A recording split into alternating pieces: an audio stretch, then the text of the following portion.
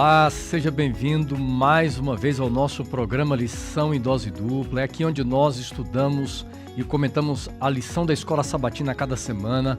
Que bom que você tenha acompanhado nas redes sociais, Facebook, YouTube e também podcast. A lição a cada semana. Nós queremos agradecer você pela sua participação, por você nos acompanhar sempre.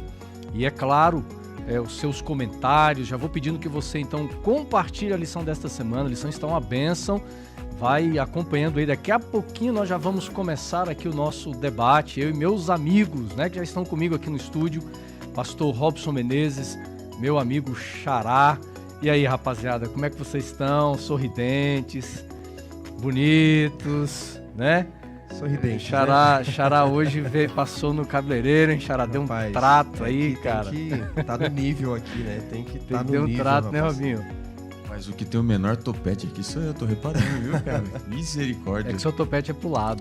Passado. Quando nós começamos a gravar o Lição em Dose Dupla, o topete do Xará era menor, rapaz, mas ele tá chegando lá, Não, viu? ele tá aos poucos. Mas, gente, satisfação um tá aqui com inspira vocês, o outro, viu? né? Um vai inspirando o outro. Eu só preciso agora inspirar e emagrecer, ficar igual... Esse ambiente pessoal de amizade, assim, os amigos vão influenciando uns aos outros, né? Diga-me com quem andas, né? Exato. Então, o Xará é aquele que às vezes comparece de terno, de colete. Aí eu falei, não, às vezes eu também preciso vir.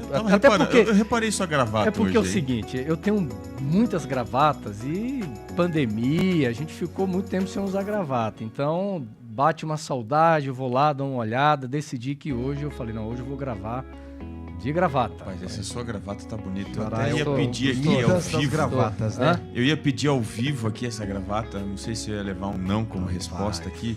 Arrisca o não, você já tem. Não, e o pior que ele me pede essa gravata, e ontem foi o aniversário do pastor Robson. Verdade, claro que gente. você está assistindo a lição Parabéns aí, viu? Foi semana passada, né, Xará? Melhor. Pra ser mais Foi certinho, hein? semana passada o aniversário do pastor Robson. Foi que dia, pastor?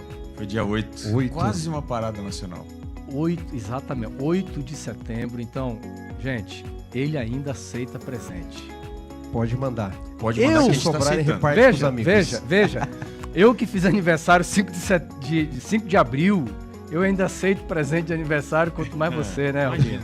Mas é o seguinte, mesmo a gente aceitando, a gente também tem que dar, né? Presente. O que nós vamos Não, sortear? peraí. É o bis aqui ou não? Não, isso aqui é o meu presente de aniversário pra você. Poxa vida, me senti agora abençoado. Esse é o meu presente. Muito pra você, obrigado, pessoal. eu ganhei aqui. Ele acaba de ganhar um bis, Um tá, bis. gente? Um bis, nós compramos aqui. Mas se quiserem mandar outros aí, né? Terno, sapato, dólar. Você calça quanto, Robinho? Olha, eu calço 43. 43. Camisa, 43. o tamanho? Camisa eu acho que eu já não sei mais, rapaz. Depois de um tempo aí, se é 4, se é 5. É porque você usa 4, 5, 3, aí volta pro 5. Vou nessa gangorra aí. Então hoje, Sanfona. mais ou menos 4. 4, acho que Varia o 4, dia, o mês, o humor. Exatamente. A semana, né, Xará? crianças, vai depender muito, Agora, você falou aí de peso, Mas né, fralda Robin? eu tô aceitando, é um bom presente. Queria Fralda, falar uma né? coisa aqui pra galera que nos assiste aí, quem tá ouvindo, obviamente não vai ver, mas o Xará tá privilegiado, né? Porque ele fica de frente, né? Agora a gente aqui, ó, tem que murchar a barriga o tempo todo, né, Robin? Você tem que fica até meio roxo assim, né, cara? O Robinho tem hora aqui que ele parece que vai morrer, viu, pessoal? Meus amigos. Mas faz parte, né? Você é o dono do programa, né? Junto com o Xará ali, eu tô de convidado, eu escolho- fico aonde sobrar pra mim. Tá tudo Escolhe o certo. lugar primeiro. Você já faz parte já, rapaz, desse programa Robinho, aqui. é o seguinte, cara, como é seu aniversário, foi semana passada, comemoramos, foi um bis. O sorteio de hoje vai ser Um bis. um bis. O bis? Um bis. Misericórdia. Vai Vocês ser estão bis, ou muito seja, vaca vai ser demais, hein? em dobro, né? Faz Não, um tem sorteio vários e pede aqui, ó. bis. Na semana passada, o Xará aqui trouxe uma coleção, né, cara? Ele humilhou a gente aqui. Mas né?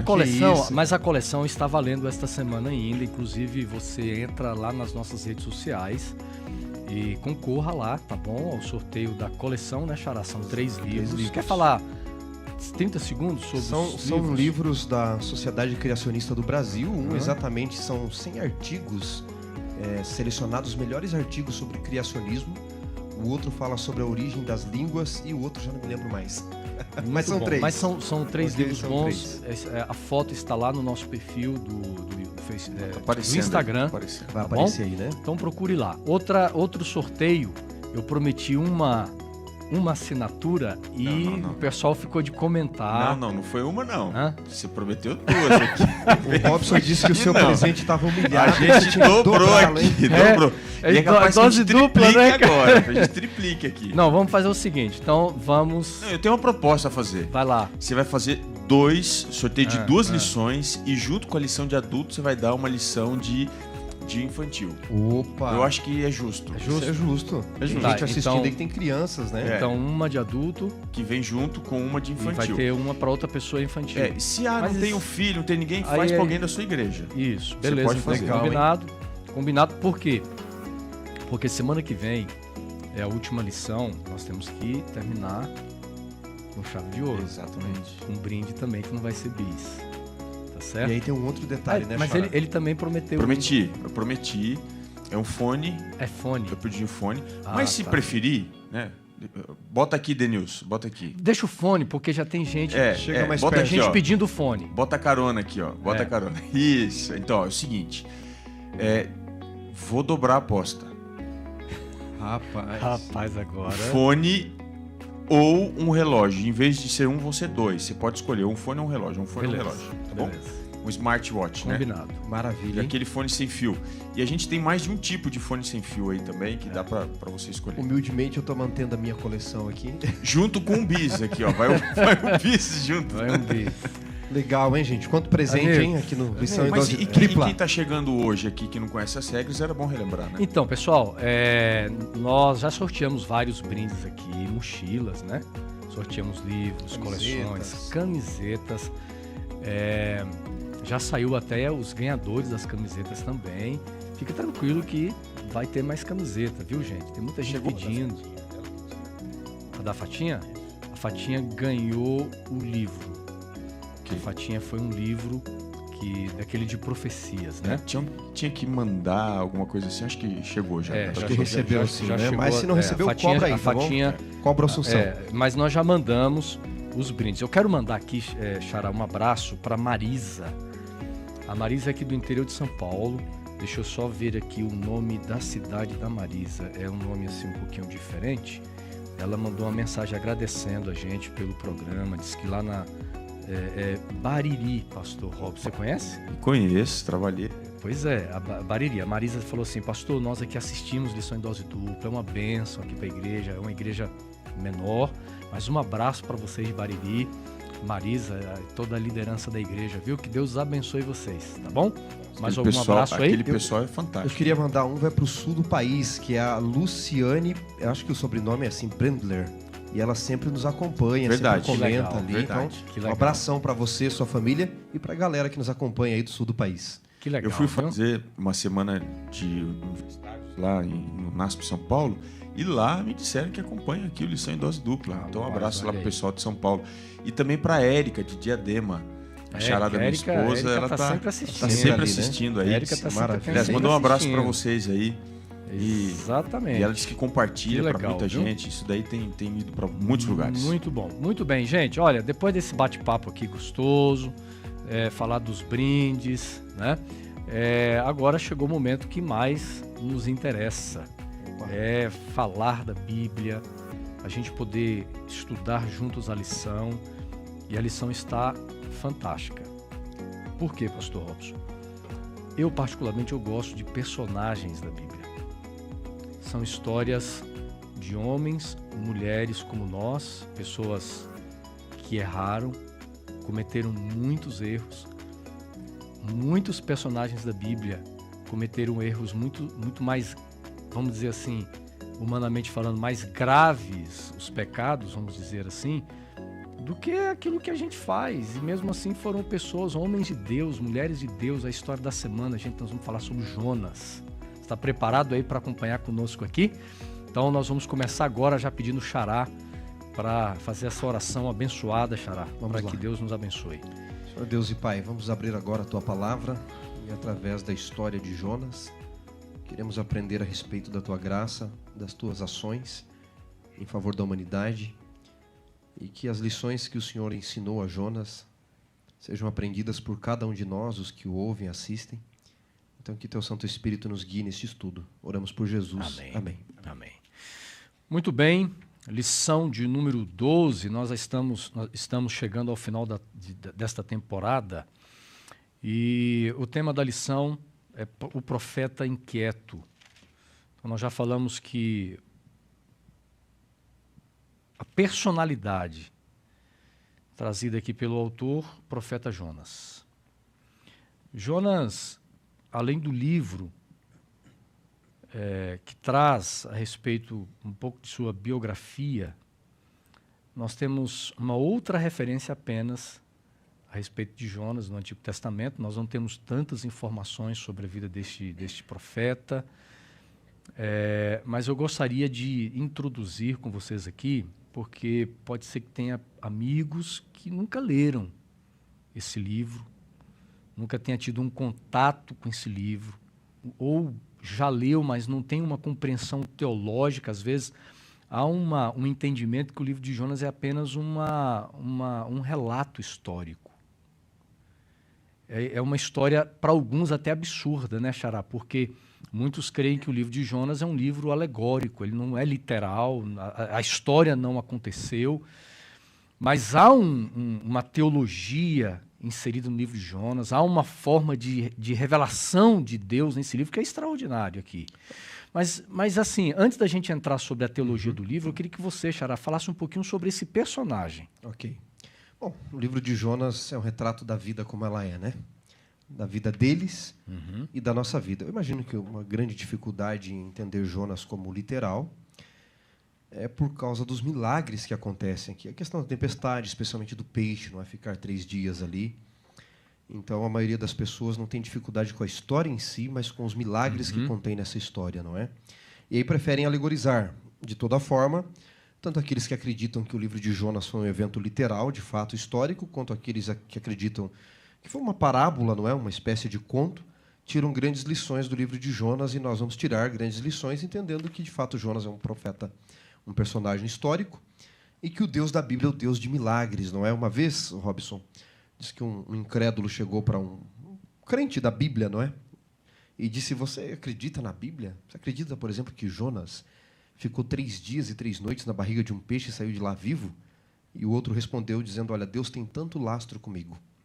É um Deus de tantos milagres que, se ele me dissesse que Jonas engoliu o peixe e depois o vomitou vivo depois de 3 dias, eu acreditaria da mesma forma. Ou seja, a grande questão aqui é o Deus de milagres. Mas quem foi Jonas quando ele viveu? A época, para nós entendermos um pouquinho o personagem e a teologia do livro. Há um outro texto na Bíblia, amigos, que Jonas aparece. Vou pedir até para o pastor Robson ler, que é no livro de 2 Reis, no capítulo 14, no verso 25. Enquanto ele procura, amigos, Jonas viveu aproximadamente ali de 790 a 750, 740 a.C., no Reino do Norte, tá? Israel já estava dividido. O rei da época era, grande parte da época de Jonas, Jeroboão II, não aquele primeiro que fez a divisão. Na época do rei Uzias, que reinava no sul. Então foi uma época de grande glória para Israel como um todo, tanto o rei do norte quanto do sul. E Jonas, ele era um profeta de Deus nacionalista. O pastor Robson vai ler o texto para nós, e nós vamos ver isso refletido na vida de Jonas.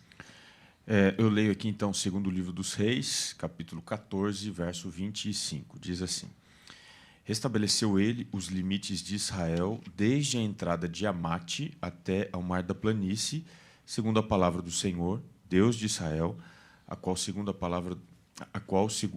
falaram por intermédio de seu servo Jonas, filho de Amitai, o profeta, o qual era de Gat-Hefer. Então aqui Jonas aparece pela primeira vez na Bíblia, já não no seu livro, não é? Na época de Jeroboão II. E Jonas já havia trabalhado para Deus. Ele já tinha passado o período de experiência, lá os 3 meses de experiência como profeta. Jonas já havia se saído muito bem, né, pastor Robson, num dado momento do ministério. Só que aqui, né, já levantando a bola, para falar do seu povo, internamente. Jonas gostava de falar do seu povo, profetizar bênçãos para o seu povo, restaurar e ampliar limites do seu povo. Agora Deus chama para uma missão diferente, que é falar para fora. Pastor... complementando um pouquinho essa informação, Jonas ele tem um ministério muito específico. Você tem, no período da monarquia, 2 momentos que são os mais apoteóticos, né? Você tem o momento de Davi e Salomão, que é considerado a Era de Ouro. Inclusive, quando você vai observar a geografia sobre qual eles dominavam, exerciam poder, é exatamente a geografia que Deus havia prometido a Abraão lá atrás. Os limites, né, da entrada de Amate, lá do Egito, desde o Sior do Egito até Amate, né, da Síria até o Egito, ali embaixo, todo aquele limite geográfico é o que Deus dá para aquele primeiro período. E a gente conhece a história. O povo entra em apostasia, idolatria, depois da morte de Salomão, se fragmenta em dois, né, se divide em duas partes, o norte e sul, 10 e 2 tribos. E, a partir disso, quando a gente vai chegar ali por volta do período de Elias e Eliseu, o povo já está sendo entregue por Deus para sofrer muita perseguição, eles eram escravos. E é dentro desse contexto que as coisas começam a mudar um pouquinho. E aí, quando você chega na história, no segundo livro dos Reis, a gente percebe que uma tônica aqui bem forte. Eu queria só ler aqui com vocês o que diz aqui no segundo livro dos Reis, capítulo 13. Você observa aqui que Deus, ele tinha... Aliás, eu vou ler no capítulo 14, o verso que eu não li, depois a gente volta lá, o verso 27. Segundo livro dos Reis, 14, 27, diz assim: ainda não falara o Senhor em apagar o nome de Israel debaixo do céu. Ou seja, eles estavam vivendo uma época de transição. Eles ainda não tinham sido condenados, o povo de Israel, para serem riscados da terra, coisa que aconteceria em 722, quando a Síria viria e varreria ali aquele povo. Curiosamente, a Síria, povo dos ninivitas, né? Então, eles ainda não tinham sido exterminados, e ainda, quando Jonas surge, o povo não estava vivendo a glória. Ele surge um pouquinho antes da segunda mais importante época da história do povo de Deus na monarquia, que é chamada Era de Prata, que é a era onde Jeroboão e Uzias estão reinando, exatamente na mesma geografia, que era a geografia que Davi e Salomão reinavam. E quando você vai aqui, você percebe que, do verso 22 em diante, Deus tem uma intervenção específica no período usando esse profeta, Jonas. Você vê no verso 22 que ele edificou a Elate e a restituiu. Essa palavra no hebraico shuv significa a restituição, e sempre ela aparece aqui no contexto histórico como intervenção divina. E você vai perceber que o verso 25, que nós lemos há pouco, também fala restabeleceu, ou seja, Deus está restabelecendo. Deus está fazendo algo extraordinário através de um profeta que prediz e dos reis que estão agindo. Então, essa era de Uzias e Jeroboão é conhecida na história como a Era de Prata. O povo restabelece as fronteiras, você pode ler depois com bastante calma aqui. O capítulo 13 também fala um pouquinho sobre isso. O capítulo 14 fala sobre isso. Eles vão restabelecendo. Então, Jonas é aquele profeta institucional. Ele é voltado para dentro. E é nesse contexto, um pouquinho antes de Deus trazer juízo ao povo do norte, o povo de Israel, o povo de Jonas, que Deus o pede para fazer uma missão totalmente... Quebrando os paradigmas, né? Totalmente diferente. Porque, quando a gente vai olhar no contexto dele, Deus está trazendo juízo para as nações vizinhas. E está trazendo salvação para o povo de Deus. Porque esse é o processo, desde Elias e Eliseu, né? Deus está trazendo juízo para aquelas nações e restaurando o povo, salvação para o povo. E é nesse contexto que Deus chega para Jonas e diz: Jonas, agora você vai lá levar salvação e juízo para um povo estranho. Ele não entendeu nada. Então é nesse contexto que o livro surge para nós, né? Contexto histórico. E eu vejo que dentro do cenário da lição, falando sobre descanso em Cristo, Jonas está descansando dentro de uma estrutura. Ele está na redoma dele, no barquinho dele, né? Agora, muitos pensam que o personagem principal do livro se chama Jonas. Mas não é. Mas não é. O personagem principal do livro é o Deus Todo-Poderoso. A história de Jonas, eu vejo que é apenas uma demonstração, é uma revelação história de Jonas, de um Deus agindo de uma forma soberana em toda a sua criação, do início ao fim do livro. Isso é verdade. É Deus agindo, é Deus falando, é Deus administrando, as coisas estão na mão de Deus. E rapidamente aqui, nosso tempo é muito curto, mas vale a pena mencionar alguns aspectos teológicos desse livro. A história vai revelando isso. Por exemplo, a soberania de Deus. Um outro aspecto teológico, pastor Robson, que nós vamos encontrar aqui, a extensão da graça divina, que você já falou para nós, que ela alcança os gentios. Nós vamos encontrando aqui, por exemplo, no livro de Jonas, um outro tema teológico, né? Como a gente entender a justiça de Deus. E até hoje a humanidade tenta compreender a justiça de Deus. Então o livro de Jonas vem tornando isso tão claro, como Deus ele é, a sua justiça. E é claro, há um tema meio controverso também, mas ele é presente aqui na história, profecias não cumpridas, né? Porque, de certa forma, nós vamos ver no final da lição, uma das razões da ira de Jonas é porque aquilo que ele pregou não se cumpriu, né? Mas é muito interessante nós entendermos que, mais do que um relato histórico, há uma revelação tremenda de temas teológicos nesse livro. Eu acho interessante, me permita tomar aqui à frente de novo, os movimentos que o livro de Jonas apresenta. Você tem um movimento ascendente da revelação dos atributos divinos, da pessoa de Deus, do caráter de Deus. Você vai descobrindo mais ao longo do texto, vai subindo assim a revelação. E, ao mesmo tempo, você tem um movimento descendente do profeta. O profeta, ele começa a sua história saindo da sua cidade, descendo até Jope, pagando uma passagem, desce ao barco, do navio desce ao porão, do porão ele desce à profundidade das águas, e quando você pensa que ele está ressurgindo das cinzas, o livro de Jonas termina colocando Jonas numa situação bastante crítica, né?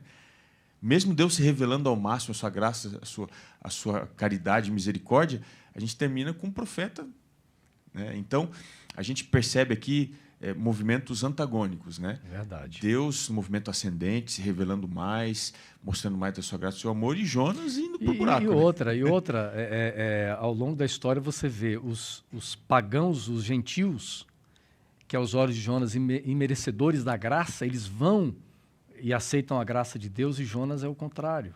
Você vê Jonas com um comportamento totalmente diferente. É claro que o comportamento aqui revela aquilo que estava no seu coração, a sua cosmovisão de vida, de religião, de Deus. Agora, eu gostaria de abrir com vocês aqui o texto de Jonas capítulo 1, para a gente já analisar os 3 primeiros versos. Diz assim o texto bíblico: a palavra do Senhor veio a Jonas, filho de Amitai, dizendo: levanta-te e vá à grande cidade de Nínive e pregue contra ela, porque a sua maldade subiu até a minha presença. E verso 3, Jonas se levantou, mas para fugir da presença do Senhor. É interessante a forma como o autor coloca, né? Essa questão de Deus pede para Jonas se levantar para um trabalho específico, mas Jonas decide se levantar para seguir um caminho completamente contrário ao que Deus havia revelado. A inquietude do profeta Jonas, ela se dá, em sua maioria, em sua amplitude, porque ele não entende quem é Deus, não é? Ele reduz Deus à imagem dele, ele reduz Deus ao nacionalismo dele, ele reduz Deus à sua religião. E o livro de Jonas é muito bem construído, vocês colocaram muito bem aí essas questões literárias do livro de Jonas. Notem, colegas e amigos que nos assistem e ouvem, que você tem até uma estrutura quiástica aqui no livro de Jonas, né? Porque tudo que acontece no capítulo 1 acontece no 3. E tudo que acontece no 2 acontece no 4. E é exatamente a visão de Jonas e Deus que é o centro de tudo. Olha como começa o capítulo 1. Veio a palavra do Senhor a Jonas, capítulo 1, verso 1. Verso 2, dispõe-te e vai-te a Nínive. Olha o capítulo 3, que interessante. Veio a palavra do Senhor segunda vez a Jonas. Dispõe-te e vai à grande cidade de Nínive. Aí você tem, Jonas se levantou no capítulo 1, verso 3, para ir a Tarsis. Agora se levantou para ir a Nínive. Então, se você reparar o 1 e o 3, tudo que acontece no 1 acontece no 3. No 2, Deus usa um aspecto da sua criação, que é o peixe, né, o grande peixe, a grande fera e o mar, para mostrar a sua graça a Jonas. No capítulo 4, Deus usa a planta para mostrar a sua graça a Jonas. No capítulo 1, você tem o líder do navio se entregando mais a Deus do que a Jonas. No capítulo 2, Desculpe, no 3 você tem o líder da cidade aceitando. Então, você vê que no capítulo 1 e no capítulo 2, Jonas está perdido longe de Deus, desobedecendo. No capítulo 3 e 4, ele está perdido perto de Deus e obedecendo. Então, o autor vai mostrando o seguinte, não é? Jonas parece o irmão mais novo e o irmão mais velho da parábola lá de Lucas 15, não é? Na primeira parte do livro, perdido longe de Deus, desobedecendo Deus, fugindo de Deus. Na segunda parte do livro, perdido perto de Deus, obedecendo a Deus, cumprindo as ordens de Deus porque não conhece a graça. Mas em todas elas você tem o grande autor, o personagem central, que é Deus trabalhando com o Jonas perdido longe, com o Jonas perdido perto da mesma forma. Viu, amigos? E falando dessa inquietação do profeta... Eu acho que uma questão é por que ele foge? Isso é um ponto muito importante a gente chegar a essa conclusão aqui. Eu teria basicamente duas razões aqui dentro, uma interna e a outra externa. A primeira interna, a gente imagina que Jonas foge porque ele tem medo, né?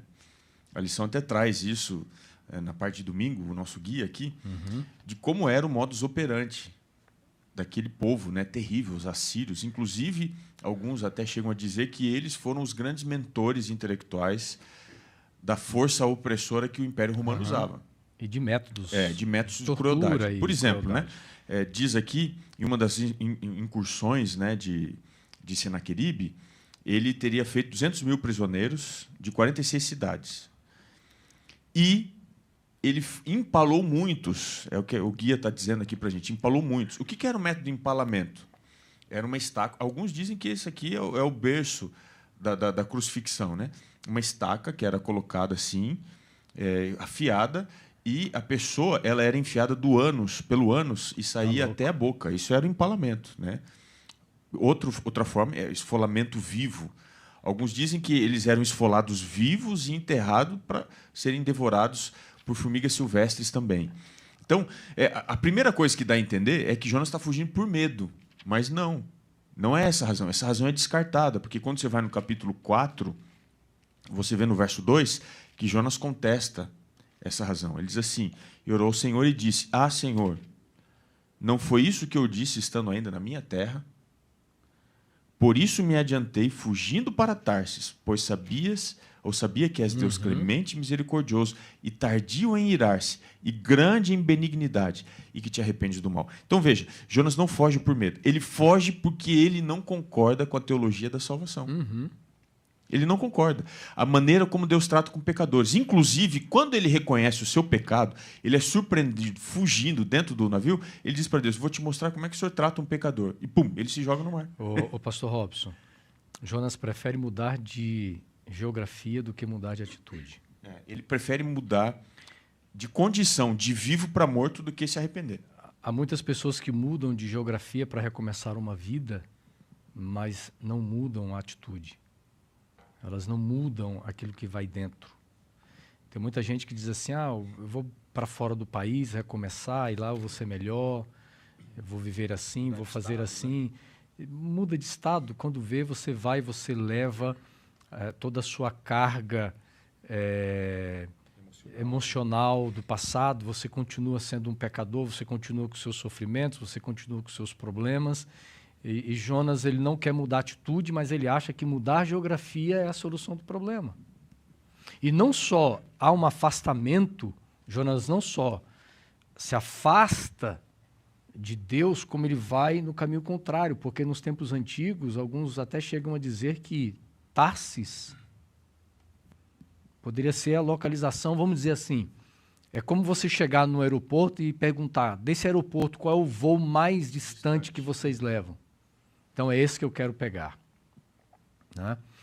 Mas olha que interessante, porque quando a gente fala dessa fuga, Jonas fugindo, né? A gente pode entender que Jonas ele chega a tapar os ouvidos para não ouvir a voz de Deus. Né? Jonas está amordaçando a sua consciência para poder tentar viver no caminho contrário, na contramão da vontade de Deus. Há um aspecto aqui no livro, amigos, que especialmente nesse momento que o mundo vive, que o nosso país vive aqui, em especial o Brasil, de oposições, que a gente não pode descartar. A primeira delas é a questão de Jope, né? Notem que Jope aparece 2 vezes na Bíblia de maneira relevante. Uma com Jonas e a outra lá em Atos 10 com Pedro. Nos 2 casos, os 2 profetas não querem pregar o diferente. E Deus está dizendo, vai, porque eu amo o diferente. Pedro não quer pregar para Cornélio e Jonas não quer pregar para os ninivitas. E Jope é a cidade onde parece que Deus está dizendo, eu amo, né, os diferentes. Até porque nós não somos iguais. E você pensar diferente de mim não torna você necessariamente meu inimigo. E parece que as pessoas querem pôr rótulos hoje. Ou você é isso, ou você é aquilo. Você não pode ter 3ª, 4ª via, você não pode gostar um pouco disso daqui, um pouco disso. São rótulos. Israel gostava de pôr rótulos. E Jonas tenta fugir porque, ao não entender a graça, como você mencionou, Robson, ele não entende que Deus tem a capacidade de amar alguém que é diferente dele, de uma raça diferente da dele. E uma coisa que me chama a atenção no livro de Jonas, no capítulo 1, no verso 8, notem, quando ele está fugindo de Deus, e vem toda a tempestade, etc., e descobrem, lançam a sorte sobre Jonas, porque ele ia ficar calado, não ia se revelar. Então eles perguntam, no verso 8, declara-nos agora, por causa de quem nos sobreveio este mal, qual é a tua ocupação, de onde você vem, qual é a tua terra e quem é o teu povo. E aí Jonas começa a responder, ele diz, eu sou hebreu e temo ao Senhor Deus que fez o mar e a terra, e começa a responder. Notem que a última coisa que eles perguntaram era de qual povo você é. E é a primeira que ele responde. Para Jonas, a sua raça era mais importante do que a sua religião. As suas tradições eram mais importantes do que os princípios, que é o amor, que é a graça. E ele começa respondendo. O autor não está fazendo à toa isso daqui, fazendo com que ele responda por primeiro aquilo que perguntaram por último. Aqui mostra a escala de valores de Jonas. A graça não é tão importante. Os princípios não são tão importantes. Primeiro, as minhas tradições. Sem entender que tradição, embora tenha o seu lugar, sem princípio não passa de erro envelhecido. Ou seja, a primeira mensagem desta fuga que ele faz aqui de Deus é: eu não sou capaz de servir a um Deus que é capaz de amar alguém diferente de mim. Muito bem, amigos. Que comentário fantástico, viu, Xará? Vocês estão vendo que é uma benção a gente estudar a lição, né? A lição é uma benção. Agora, Bíblia, vamos ao capítulo 2. Nosso tempo está correndo aqui. Quando nós chegamos ao capítulo 2, Deus está usando um método extremamente radical no sentido de revelação da sua graça, porque quem precisa de salvação não é apenas os gentios, mas Deus está gritando para Jonas, Jonas, você é um profeta perdido. Porque, do ponto de vista de conhecimento da verdade, Jonas conhecia tudo, mas estava perdido. E Deus precisa salvar o profeta. Eu fiquei pensando um pouco na história, né? Poxa, Deus poderia ter enviado outro. Ah, Jonas não quer, então vou enviar outro. E Deus insiste, Deus vai atrás. Agora, o capítulo 2 de Jonas, muitos dizem que Jonas está relembrando, fazendo menção, porque ele está orando aqui. E é interessante, em todo o capítulo 1, Robinho, nós não vemos Jonas tendo atitudes de oração em cada decisão que ele toma.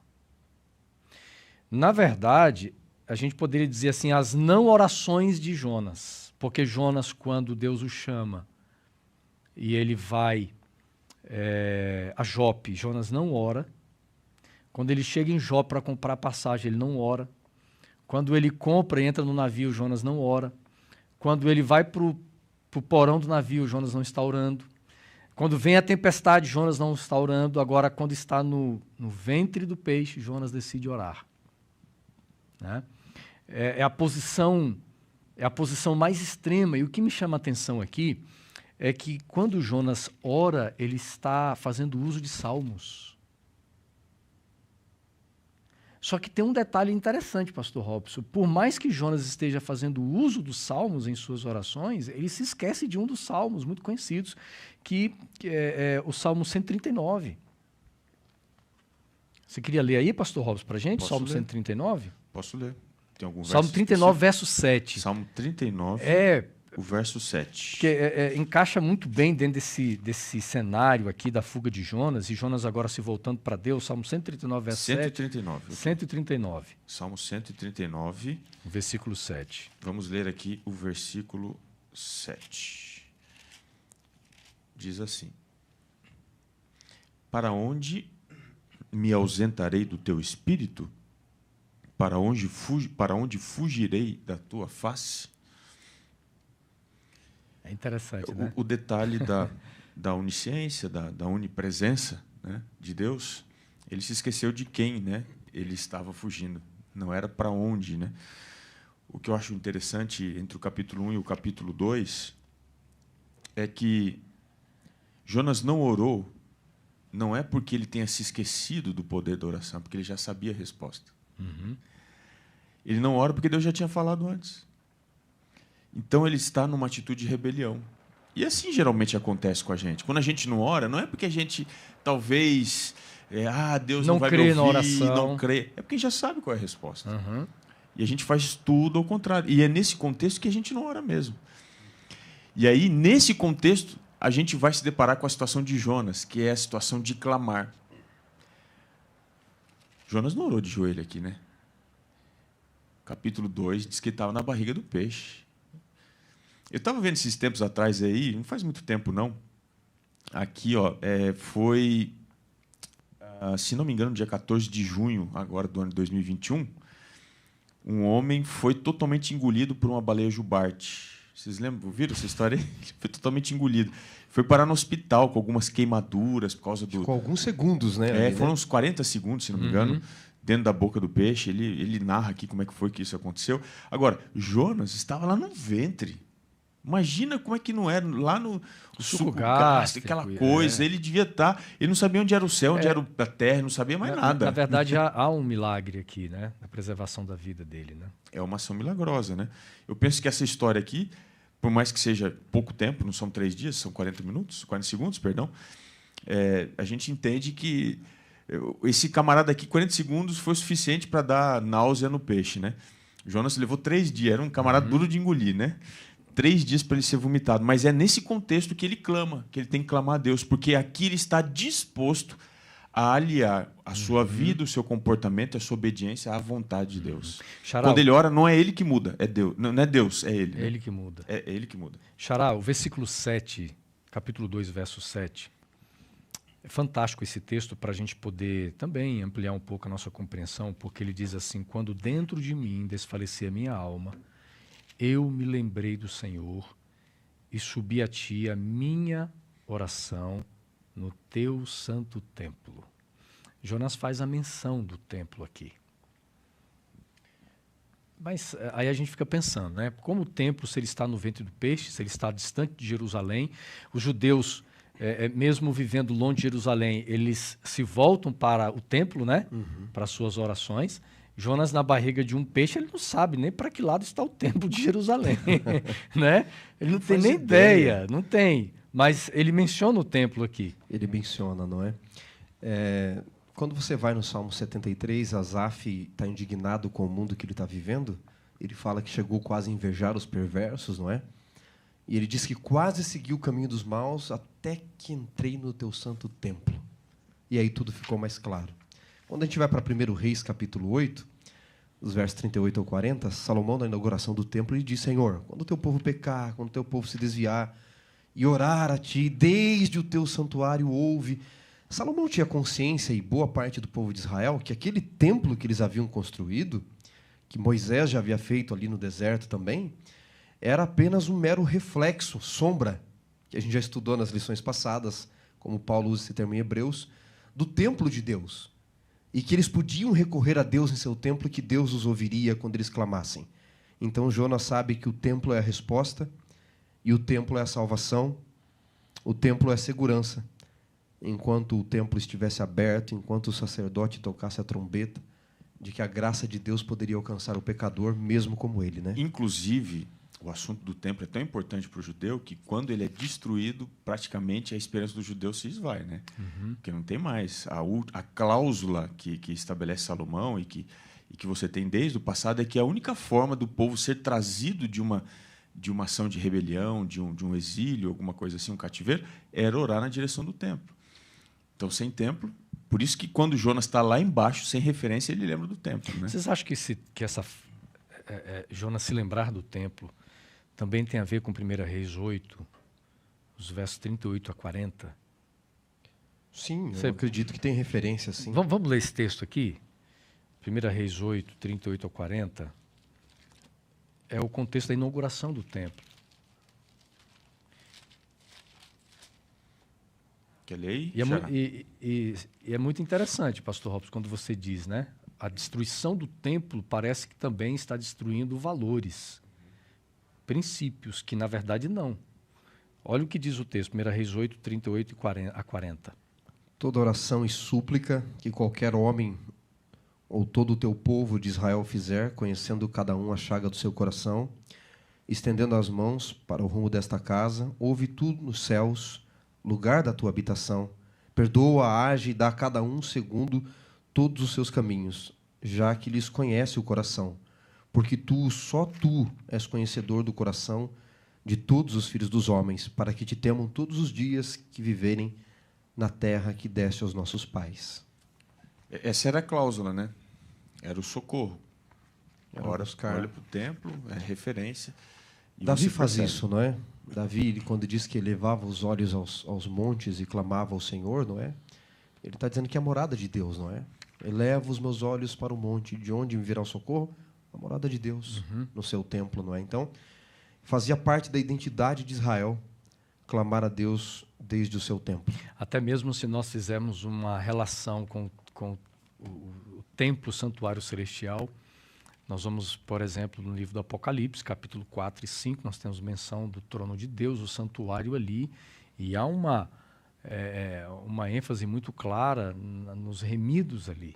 Nós temos 24 anciãos vestidos de branco. Então, quando Jonas está se referindo, né, ao templo, não é apenas o Deus que ouve a oração, mas é o Deus que salva. Jonas agora ele quer não só a salvação física, mas a salvação espiritual para a sua vida. Agora, sobre a sua fala, ele queria salvação de quem? Essa é a pergunta. Ali, ele reconhece, pelo menos na primeira parte do livro, que distante ele está perdido, não é? Agora, tem uma coisa curiosa aqui, mas ele viu? queria a salvação, por exemplo, dos ninivitas? Ali ele clama por ele, né? Ele Ali é ele. Ele sabe que ele está perdido. E tem uma coisa interessante, não é? Porque Deus manda a tempestade enquanto Jonas está lá em cima, seguindo a direção do rumo dele. Ele está em meio à tempestade perdido, não é? Veja, Deus não preparou um barco para ele fugir. Jonas procura um barco. Ele vai até Jope e ele procura um barco. Mas o texto é claro, diz que Deus preparou para Jonas um peixe. Deus preparou. E aqui eu tiro uma lição curiosa. Primeiro, que a paz em meio às tempestades da vida, a salvação. Deus consegue nos salvar. E a misericórdia nas profundezas das tempestades. Porque o pior lugar que a gente tem para a gente estar é onde Deus não queria que nós estivéssemos. E o descanso, né, Charado? Nós vamos encontrar no método de Deus, na forma como Deus faz. É isso, aqui é o ponto, acho que desse capítulo. A tempestade vem por consequência da escolha dele. Porque ele prepara o próprio lugar de fuga. E ele vai para o mar. Deus não queria que Então ele agora ali. você tem misericórdia na profundeza das tempestades. No barco, na superfície, seguindo seu caminho, você não está seguro. Na profundeza da tempestade, no lugar que, embora não fosse o que ele escolheria, mas Deus preparou, você tem a misericórdia que o alcança. A ele, pelo menos naquele momento, e naquele momento que ele precisa aprender mais, mas Deus o alcança. Por isso que eu disse, o pior lugar que nós podemos estar é onde Deus não quer. Eu acho assim, ó, a gente, se terminasse no capítulo 2, Jonas teria uma mensagem completa, porque o capítulo 2 ele termina de forma bonita, né? Ele ora, Deus faz o milagre, vai para a terra, mas ele está convertido? Não está. Ele não está convertido, tanto é que veio o capítulo 3 e 4 para demonstrar que Jonas tinha sérios problemas espirituais. Ele ainda tem uma visão parcial da graça, né? Quando a gente faz de uma oração atendida o termômetro, se estamos bem ou não com Deus, a gente pode viver como Jonas. Achar que as coisas estão bem quando Deus está atendendo uma oração, quando, na verdade, nós ainda poderemos não estar bem. A nossa vida pode não estar bem. E, para mim, o capítulo 3 é o complemento. Mais do que ter uma oração atendida, o capítulo 3 é Deus dizendo para ele assim, Jonas, já que você orou, eu te atendi, mas vamos tocar agora no seu problema? Vamos falar do seu problema? O pastor Robson, É tão interessante a forma como Deus vai lidando com Jonas, porque eu vejo na história que Jonas não era um cara fácil. Se a gente chamasse um psicólogo para fazer aqui uma terapia, ou pegar um Uma perfil análise, aqui, né, uma análise da personalidade de Jonas. Eu não vejo é que fácil, Jonas não. é difícil. Por quê? Ele poderia ser um borderline, alguma coisa assim. Jonas, ao longo dos 4 capítulos, e nós vamos ver isso também no final do capítulo 4, Jonas ele está disposto a morrer, mas ele não está disposto a rever as suas atitudes e alguns dos valores que Deus queria, de uma forma tão clara, colocar na vida dele. É uma coisa assim impressionante, né? Porque, veja bem, todos nós aqui pregamos, nós fazemos evangelismo. Qual é a nossa alegria? É a conversão das pessoas. Mas aí que tá, Essa é a nossa alegria. E, de repente, Mas essa eu vejo... não era dele. Então, aí eu vejo um evangelista bem-sucedido. Não tem ninguém como ele na Bíblia. Não tem ninguém. Não tem. Nem Cristo. Porque para todo mundo que ele prega, as pessoas se convertem. Parece um cara rabugento, Ele não- reclamando, Tudo que ele fala, ranzinza. tudo que ele fala acontece. Ele profetizou lá atrás sobre as fronteiras, aconteceu. Ele prega para... o problema de Jonas não era pregar para estrangeiros. Porque ele pregou para o povo do barco e eles se converteram. O problema era a conversão. O problema era quem estava sendo convertido. Não era só estrangeiro, mas era quem. Porque no próprio capítulo 4 ele fala isso aí. Eu sabia, Senhor, que o Senhor é cheio de graça e misericórdia, mandou eu pregar e agora não se cumpre. Aliás, aproveitando essa janela aqui rapidamente, Jonas é um dos evangelistas mais lúcidos que a gente tem em toda a Bíblia. Tanto é que Jesus se vale dele. Para falar dos fins dos tempos, ele se vale dele. Porque Jonas é o grande exemplo. Por quê? Jonas ele tinha consciência da missão. Ele não foge porque ele não sabia o que ele tinha que fazer, porque ele tinha medo. Ele sabia, e ele sabia o que ia acontecer. Muito Ele era racional, né? muito lúcido. Mas qual que era o problema de Jonas? Por exemplo, Jonas ele não tinha problema em a palavra dele não ser cumprida só. Não era só esse o problema dele. O problema de Jonas é que ele sabia qual era a natureza da pregação dele. Ele sabia que quando ele levasse juízo para aquela cidade, Deus não ia destruir. Sabe por quê? A mensagem dele não seria uma mensagem apocalíptica. Quando você vai à Bíblia e você percebe alguém sendo enviado por Deus para levar juízo, aquilo não é uma predição que independe da condição ou da resposta humana. Por exemplo, quando Deus foi destruir Sodoma e Gomorra, ele não mandou os anjos para Sodoma e Gomorra para eles pregarem. Ele mandou para Abraão dizer, eu vou destruir, tá bom? Só estou te avisando que eu vou fazer isso. Aí ele vai, intercede, Deus percebe que ele está intercedendo pela família e manda os anjos a Sodoma para tirar a família. Não tinha possibilidade de salvação. Então Deus não manda mensagem de juízo. Quando Deus manda mensagem de juízo, é porque há a condicionalidade. A profecia ela é clássica, depende da minha resposta. Ela não é apocalíptica. Exato. E Jonas sabia disso. Ele sabia que se Deus o estava enviando, é porque a cidade estava no limite. E se ele fosse, era uma possibilidade de salvação. E Jonas tinha uma compreensão clara da participação de Deus na pregação do Evangelho. Como Deus trabalha, como Deus age, como o Espírito... Então, é uma lição para nós, de que quando nós somos enviados, nós não vamos sozinhos. O Espírito Santo está trabalhando, ele sabia disso. Ele sabia da possibilidade. Para ele era uma possibilidade grande da conversão. Ele tem uma compreensão missiológica muito clara, né? Da forma como Deus fala. Agora, olha aqui, ó, tem um texto do livro Profetas e Reis, página 271, que diz assim, ó, quando Jonas viu o propósito de Deus de poupar a cidade, que apesar de sua impiedade tinha sido levada a se arrepender, vestida em pano de saco e coberta de cinza, ele deveria ter sido o primeiro a se alegrar com a maravilhosa graça de Deus. No entanto, ao contrário disso, permitiu que sua mente se fixasse sobre a possibilidade de ser considerado um falso profeta. Aí ela termina assim, preocupado com sua reputação, ele perdeu de vista o valor infinitamente maior dos que viviam naquela cidade infame.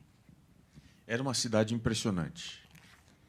Diz aqui o capítulo 3 que a cidade era de caminho de 3 dias. capítulo 3 diz isso. É uma cidade grande, imponente. E eu acho interessante, o verso 3 diz que era de 3 dias de caminho para percorrê-la. Mas o verso 4 diz que começou Jonas a percorrer a cidade caminho de 1 dia. Então, era para levar 3. Ele andou 1. E ele pregou, ainda 40 dias e Nínive será subvertida. E o verso 5 diz que os ninivitas creram em Deus. O que ele deveria fazer em 3, ele fez em 1. Você vê o tamanho do poder dele. Ele sabia que com ele falava, as coisas aconteciam. E que se ele falasse as coisas não acontecessem, isso é um problema para ele. O povo está achando que eu vim aqui causar alarmismo, coisa do tipo. Ele era lúcido da missão dele. Ele sabia de tudo que Deus poderia fazer, inclusive através da vida dele. E, dentro desse contexto, Ellen White comenta que ele pensava mais em si do que nos outros. Isso é uma característica ao longo do livro, né? É. Chama muita atenção que Jonas, de fato, prega o que Deus manda, né? Em Apocalipse 14, nós encontramos no verso 6 a seguinte mensagem, não é? A partir do verso 6. Temei a Deus e dá-lhe glória, porque é chegada a hora do seu juízo. Embora ali esteja falando para o tempo do fim, Deus está alertando o povo antes que o fim chegue. Mostrando que a graça antecede... Na Bíblia, a graça sempre antecede o juízo, né? Até porque quando Deus resolve salvar Noé e sua família, não é porque não era tão bonzinho assim. Noé achou graça diante de Deus, não é? A proteção da vida, não é? Que é a origem da palavra. E depois há uma coisa curiosa em Gênesis sobre Noé, onde a Bíblia diz que Deus ele resolveu poupar o homem e não destruir a terra porque ele entendeu que o homem era mau mesmo. Então, ou seja, mais uma vez é a graça. Eu não vou destruir a terra mais com águas do dilúvio porque eu sei que o homem é mau. Eu vou dar a oportunidade da graça de novo.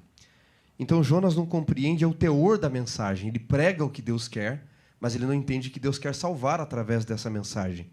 E aí me chama a atenção aqui, colegas, que todas as vezes que Deus fala ou que Jonas fala a palavra de Deus, as coisas acontecem. Deus fala ao mar e a tempestade vem. Deus acalma o mar.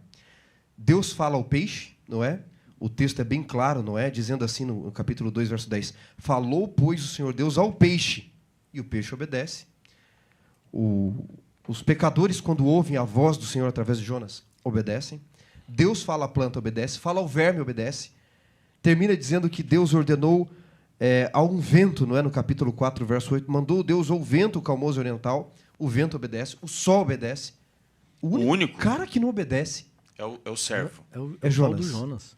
Que deveria ouvir, era o que mais ouvia nitidamente a palavra, é aquele que não obedece. E aí parece que o livro vai conduzindo para mostrar o seguinte, não é? Igual Pedro lá em Jope também. Deus não mandou um anjo para avisar Cornélio que buscasse Pedro? Por que o anjo já não pregou? Porque Deus não queria salvar Cornélio. Se Cornélio já obedecia daquilo que ele sabia, ele já estava salvo. Deus queria que ele conhecesse mais. Deus podia mandar também um anjo para pregar para Nínive, não precisava de Jonas. Poderia mandar o próprio peixe para pregar, Verdade. talvez acreditaria até melhor que ouvindo Jonas, é um peixe falando, né? Seria melhor, porque toda a criação está obedecendo. No final do livro, Deus está dizendo assim, Jonas, a intenção da história aqui não era só salvar Nínive. Poderia salvar Nínive de um meio mais fácil, inclusive, sem ter esse trabalho todo. Ou mais glamuroso, né? Ou até mais glamuroso. A intenção sempre foi salvar você. Por isso não é a cidade inquieta, não é a natureza inquieta. É um profeta inquieto.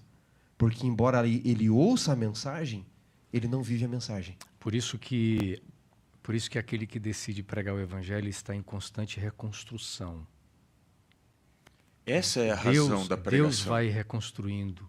Quando nós pregamos, significa nós somos que... os primeiros convertidos. Exatamente. Significa que nós precisamos experimentar a salvação em Cristo. O missionário nunca pode ir com orgulho no coração de que ele já está salvo, já sei de tudo, eu quero transformar essa pessoa que eu evangelizo a minha imagem e a minha semelhança. Não, o missionário é o pecador enviado. O missionário é aquele que está enviado, que também está à procura da graça, está à procura da misericórdia, e encontra. Muitas vezes o missionário encontra a salvação junto com aquele que ele prega. Não salva o tempo todo, né? E aí, para a gente finalizar aqui, amigos, o final do capítulo 3 do livro de Jonas, diz assim o verso 10, Deus viu o que fizeram, como se converteram do seu mau caminho, e Deus mudou de ideia quanto ao mal que tinha dito, que ele faria e não fez. Aí o início do verso 4, falando dessa teimosia de Jonas, seu coração duro, diz assim: mas Jonas ficou muito aborrecido e com raiva, e agora de novo ele ora. Verso 2, de novo Jonas está orando. E qual a oração dele, pastor Robson? Ah, Senhor, não foi isso que eu te disse, estando ainda na minha terra? Sabe o que é interessante aqui no texto? Se você for analisar sob a ótica da metodologia da intertextualidade, você vai identificar nessa oração duas alusões ao Antigo Testamento, a profetas especiais importantes. A primeira, no verso 2, é uma alusão que Jonas faz, ele faz uso, ele constrói a sua oração em cima da imagem, primeiramente, de Moisés. Quando diz aqui, sabias que era um Deus clemente, misericordioso, tardio em irar-se, grande benignidade, ele está trazendo Moisés para a oração dele, dizendo assim: Senhor, lembra Moisés? Ele também não compreendeu o Senhor. Quando ele tirou o povo, o Senhor queria destruir, ele disse: eu preciso ver tua glória, e depois o Senhor mostra a glória, longânimo, misericordioso e tal. Então, olha, Senhor, o Senhor lembra? Eu estou orando aqui, eu sou Jonas, mas Moisés também ficou... ele não entendeu o Senhor não fez coisa muito certa, não. Aí depois ele vai para o verso 3 e diz: ao Senhor, peço, pois tira a minha vida. Ele usa Elias. Dizendo, depois, lembra quando Elias foi lá, deu cabo dos profetas, e depois veio a tal da Jezabel? Ele também falou: não dá mais, acaba comigo. Então, ele está dizendo assim: Senhor, não sou o único que não te entende. Todos os grandes homens que o Senhor usou também não te entendem. Então, o problema não está com a gente, não. O problema está contigo. E tem muita gente que faz o que ele faz, né? Quando ora não para que o seu coração seja acalmado, para que ele mude. Ele ora tentando mudar Deus. Foi o que Jonas fez, né? E é por isso que Deus tem que terminar o livro criando todo esse arrazoado, dizendo assim: Jonas, todo mundo me entende, me obedece, a criação, tudo, mas e você, cara? Você é difícil, né? Viu, amigos? E a pessoa que decide viver em rebelião, fuga, afastamento, questionamento. Vivemos numa época de questionamentos. E a gente aqui, eu não estou falando simplesmente de questionamento de autoridade humana, estou falando de questionamento de Deus, da sua palavra. Não é possível a pessoa viver no descanso da graça do Senhor. Você vê, tempo de igreja, tempo de batismo, funções, cargos que você tem, isso não traz descanso. Porque há muitas pessoas na igreja hoje que elas são líderes há muitos anos e elas estão ali numa função, mas sobrecarregadas, infrutíferas, tristes, machucadas e não experimentam o descanso em Cristo. E a gente vê isso na história de Jonas. Jonas olha para uma cidade que se converte, uma cidade que muda de atitudes assim de uma forma tão clara, e você vê um indivíduo magoado.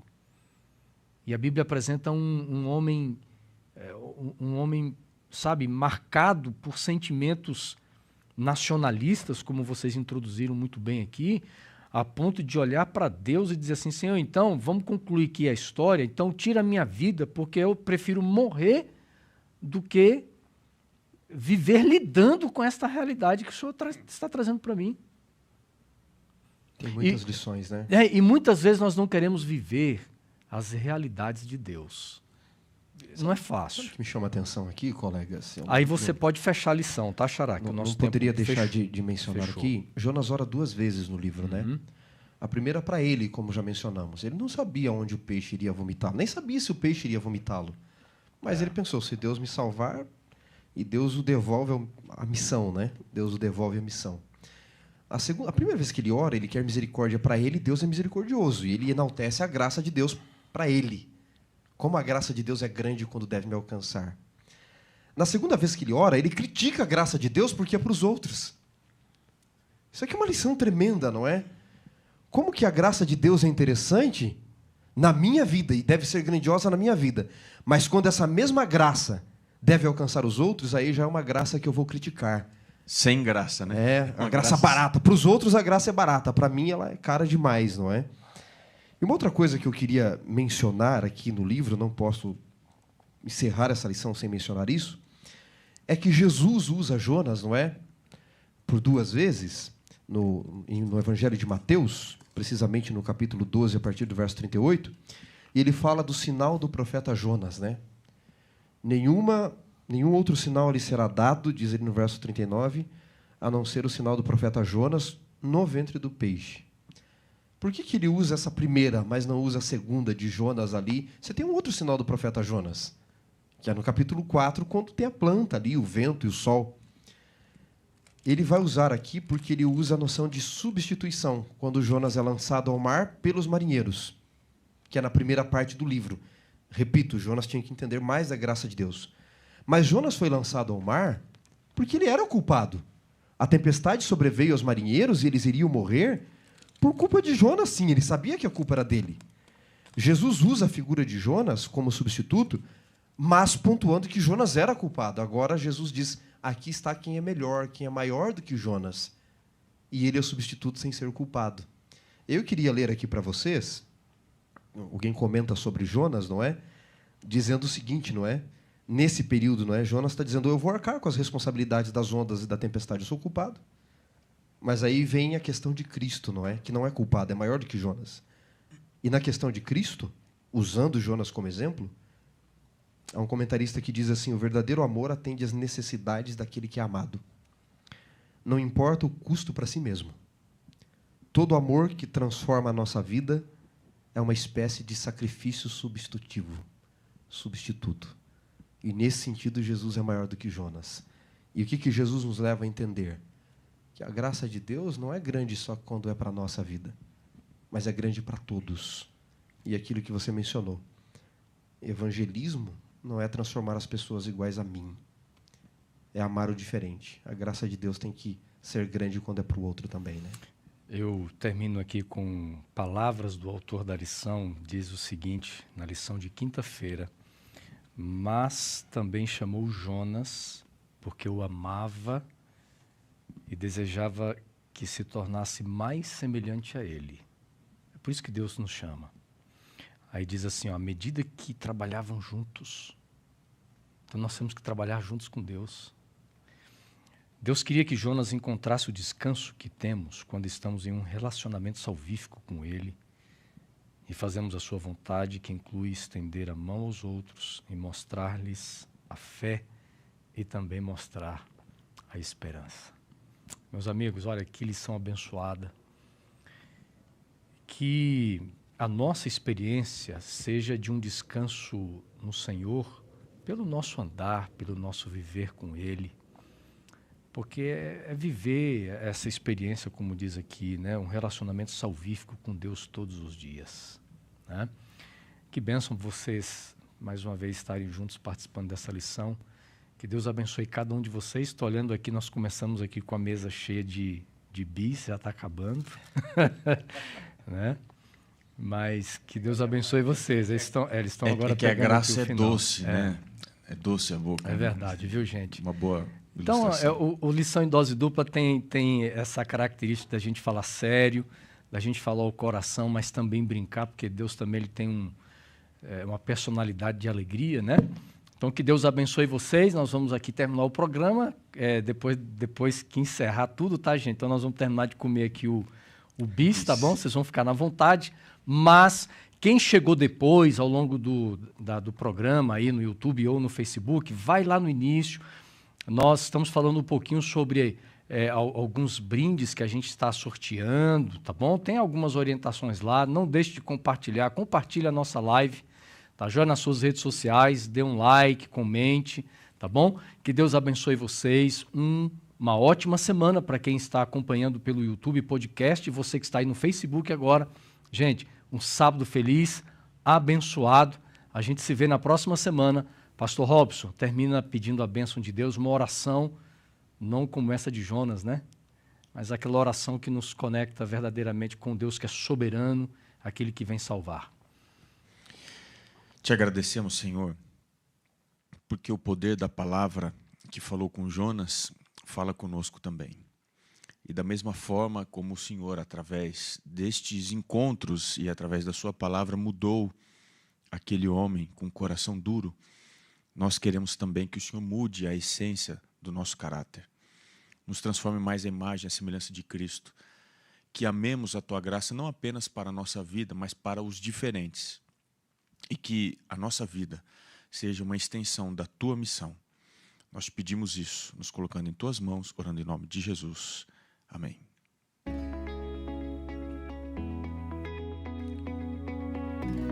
Mão no bolso?